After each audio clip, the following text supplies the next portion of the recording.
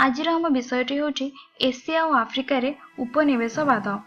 यही विषय रे आमे पढ़िबा भारत रे उपनिवेश, चीन रे इंग्लैंड प्रभाव विस्तार, चीन विभाजन, हॉलैंड नियंत्रण विस्तार, इंग्लैंड बर्मा अधिकार, इंग्लैंड तिब्बत और ईरान अधिकार, जापान सफलता, एशिया रे उपनिवेश स्थापन। प्रथमे आमे जानिबा भारत रे उपनिवेश।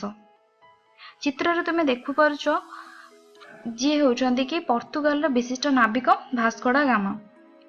पोर्तुगाल विशिष्ट नाविक भास्को डा गामा द्वारा भारत को 1498 मसीह जलपथ रूपे आविष्कार करा जायतिला।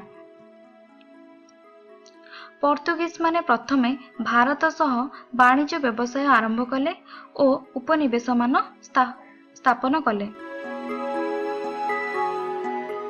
चित्र रे तुमे देखि पारुथिबो 1497 मसीह पोर्तुगाल राजधानी लिस्बन ठारू 4टी जहाज सहित भास्को डा गामा जलपथ रे जलयात्रा आरंभ करी कालिकट ठारे पहुंची थिले। एहा फଳରେ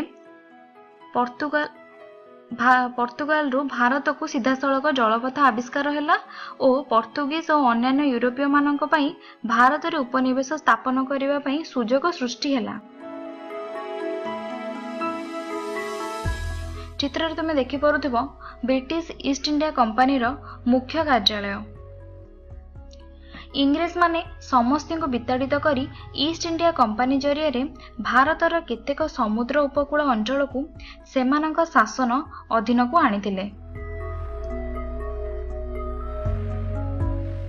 1757 रो पलासी युद्ध रे ईस्ट इंडिया कंपनी रो रॉबर्ट क्लाइव को द्वारा बंगालार नवाब सिराज उदौला परास्त हेबा परठारु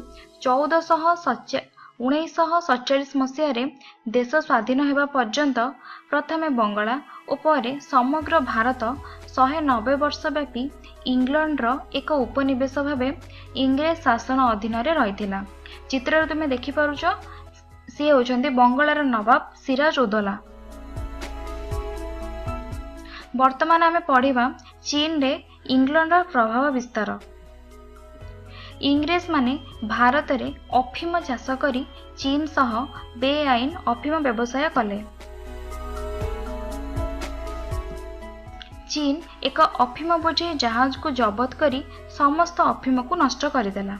फल 1839 रे इंग्लैंड चीन विरोध रे युद्ध कला। एही युद्ध को अफीम युद्ध कहा जाए।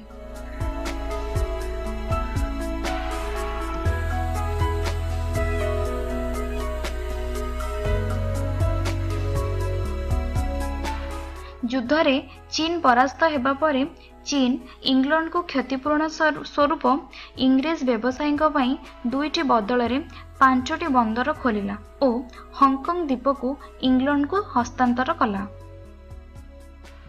वर्तमान आमे पढ़िबा चीन विभाजन।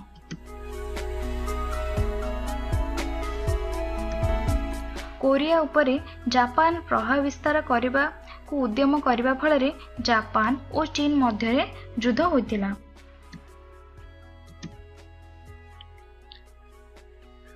फ्रांस कांगचाओ उपसागर और 3टी दाक्षिणात्य प्रदेश रे व्यापक अधिकार पाइला। ठीक सेहीपरि इंग्लैंड यांगसी उपत्यका और उहिउ उपत्यका उपरे अधिकार पाइला। जर्मनी जियाचाओ उपसागर, सांटुंग और होयांग उपत्यका रे निजर अधिकार साब्यस्त कला। ठीक सेहीपरि रूसिया मांचुरिया रे रेलपथ निर्माण कला और लियातुंग उपद्वीप को अधिकार कला। हॉलैंड नियंत्रण विस्तार। श्रीलंका प्रथमे पोर्तुगाल और परवर्ती काल रे हॉलैंड और इंग्लैंड द्वारा अधिकृत हैला। इंडोनेशिया और ता चारिपटे रो उपद्वीप गुड़िक डच नियंत्रण रे रहिला। 1875 परे मोलुका द्वीपपुंज उपरे हॉलैंड निजर नियंत्रण विस्तार कला। वर्तमान आमे पढ़िबा इंग्लैंडर बर्मा अधिकार। बर्मारे फ्रांस रेलपथ निर्माण को विरोध करी इंग्लैंड बर्मा विरोध में युद्ध घोषणा कला और बर्मा को परास्त करी 1886 मसीह भारत सह मिसाई निज साम्राज्य रे परिणत कला। वर्तमान आमे जानिबा इंग्लैंड रो तिब्बत और ईरान अधिकार।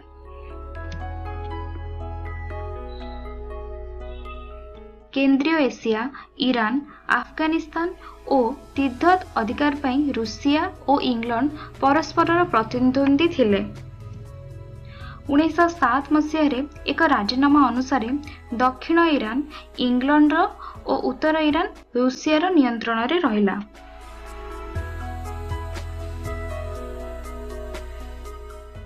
1907 राजीनामा अनुसार इंग्लैंड और रूसिया तिब्बत रे हस्तक्षेप करिवे नाही बोली राजी होले।